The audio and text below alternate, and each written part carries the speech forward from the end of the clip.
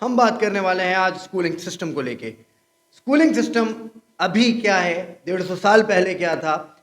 मैं अगर बात करूं, अगर हम किसी मछली को चेक करना चाहते हैं कि उस मछली की एबिलिटी क्या है, तो हम मछली को तैरते हुए ही चेक कर सकते हैं। हम मछली को कभी भी दरख्त पे चढ़ने की एबिलिटी से चेक नहीं कर सकते। But the schooling system is all about that, जहाँ पे एक ही लकड़ी से हम सबको हाँकते हैं। एक टीचर होता है जो 20 स्टूडेंट को 20 डिफरेंट माइंडसेट्स को उस तरीके से ही पढ़ा रहा होता है। आज आप दुनिया में देखें, सब चीज़ें बदल गई हैं। आज से अगर आप 50 साल पुराने फ़ोन को देखते हैं तो 50 साल पुराना फ़ोन का मॉडल कुछ और था, उसको दिखता कुछ और था, और आज 50 साल के बाद जो फ़ोन जितना लेटेस्ट हो चुका है। इसी तरह आज से 50 साल पहले अगर हम गाड़ी को देखें तो गाड़ी का मॉडल बहुत डिफरेंट हुआ करता था, लेकिन आज 50 साल के बाद गाड़ी की शेप के अंदर बहुत चेंज आ गया। लेकिन अगर हम क्लासरूम की बात करें, आज से 50 साल पहले, 100 साल पहले भी वही क्लासरूम का अंदाज था।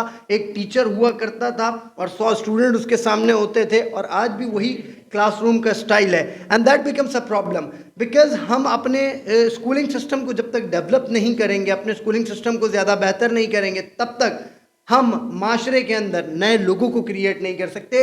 We need a new schooling system जो कि इंटायरली डिफरेंट हो, जहाँ पर ग्रेड्स के बजाय हम अपने स्टूडेंट को फोकस कर रहे होते हैं टेक ए ग्रेड, यानी कि ग्रेड्स कॉन्शियस बनाते चले जा रहे हैं, लेकिन उसकी एबिलिटी कुछ और होती है। And that becomes a problem.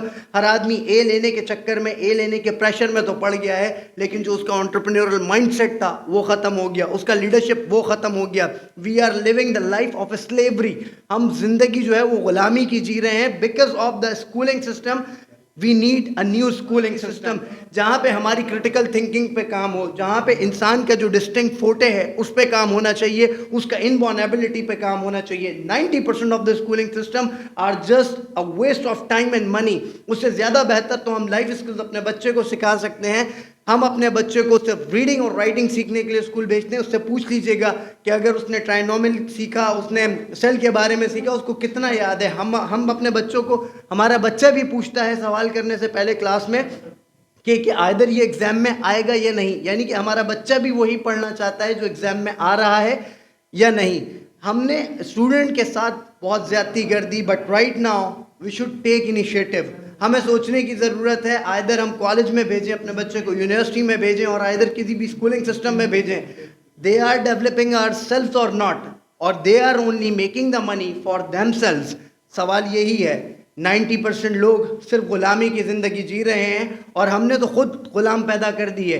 School भेजा बच्चे को सिर्फ इसलिए ये बोल के बेटा अच्छा पढ़ ले ताकि तुझे अच्छी नौकरी मिल जाए। इट मीन्स हम अपने बच्चों को खुद ही नौकर बनाने की तरकीब दे रहे हैं। That becomes a problem for all of अस।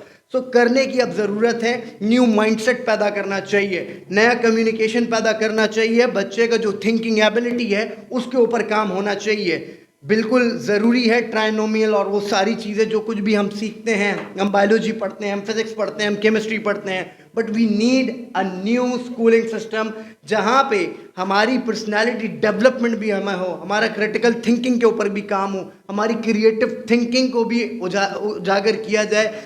हम कभी भी नहीं कर पाएंगे, और यहाँ पर ज़रूरत है उन टीचर्स की, क्योंकि सबसे ज़्यादा कम पे स्केल पे वो आदमी होता है जो टीचिंग कर रहा होता है। आज एक डॉक्टर की सैलरी बहुत ज़्यादा होती है, उस डॉक्टर को बनाने वाला टीचर होता है। एक इंजीनियर की सैलरी बहुत ज़्यादा होती है, उसको बनाने वाला एक टीचर होता है। हमें उन टीचर्स को बहुत हाईली पे करने की ज़रूरत है, बिकॉज जब कभी भी तुम टीचर्स को हाईली पे करोगे, वो बच्चे के उस दिल के हिस्से से जाके ना, बच्चे की जो असल पर्सनैलिटी है वो उस पर काम करते हुए बच्चे का डिस्टिंक्ट फोटे निकालेंगे। And that becomes a thing, क्योंकि ये बज़ाहिर स्टूडेंट आपके माशरे का है तो 20%, लेकिन ये स्टूडेंट आपके फ्यूचर का 100% है। तो अगर अपने स्टूडेंट्स को, अपने यंगस्टर्स को बेहतर बनाना हो तो काम करने की ज़रूरत है उनकी स्किल्स पे, उनके नए थिंकिंग पैटर्न पे, नए क्लासरूम डेवलप करने में, नया टाइप का लर्निंग का स्टाइल चेंज हो चुका है उसको करने में।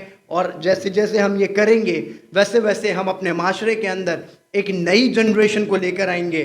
जो पिछली जनरेशन थी गुजर गई, गुलामी मेंटालिटी जो थी उनकी वो रही, लेकिन right now we need a better new direction, और इस डायरेक्शन के लिए हमें खुद से इनिशिएटिव लेना पड़ेगा।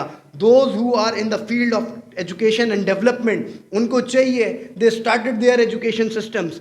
जो स्कूल प्रिंसिपल्स, जो स्कूल मालिकान सिर्फ मेकिंग मनी कर रहे हैं, उनको चाहिए कि अपने स्कूलिंग सिस्टम के अंदर सिस्टम ओरिएंटेड लेकर आएँ, जहाँ पे आप क्रिटिकल थिंकिंग सिखाएं अपने बच्चे का, उसका जो निगोशिएशन स्किल्स है उसको डेवलप करें, अपने बच्चे के स्कूल के बच्चे के अंदर से एक लीडर तो निकालें ना, नॉट दैट कि आप एक रट्टा रटाया तोता निकालें जो एस तो उसके पास बहुत हों लेकिन ज़िंदगी में वो दोबारा कभी ए लेने के काबिल ना हो। और हमें फेल को बहुत पीछे कर दिया, हमने समझा कि फेल इज़ समथिंग जो कि ज़िंदगी में बस नाकाम हो गया। फेल इज़ द वे जहाँ पे आप उस काम को करने का कोई और तरीका ढूंढते हैं। ज़िंदगी में जब आप नाकाम होते हैं, हमारे स्कूल्स के अंदर बच्चे को समझाया जाता है, पेरेंट्स कहते हैं तुम फेल हो गए, फेल हो गए। This is not the way. हमें अगर अपने बच्चों को उजागर करना है और आगे बढ़ाना है तो फिर हमें उनके ऊपर काम करने की ज़रूरत पड़ेगी। और जब वो कभी फेल होंगे, जब वो कभी नाकाम होंगे, हमें उनको ये समझाना और ये सिखाने की ज़रूरत पड़ने वाली है कि this is not the way. जिस तरह तुमने ये काम किया, अभी कोई और तरीका ढूंढो, तुम इस काम के अंदर कामयाब होने वाले हो, and that becomes a thing. So we need a complete entirely a different education system, जहाँ पे एक आदमी को हम बेहतर अंदाज में परवान चढ़ा सकें। Hope this will make you think about it.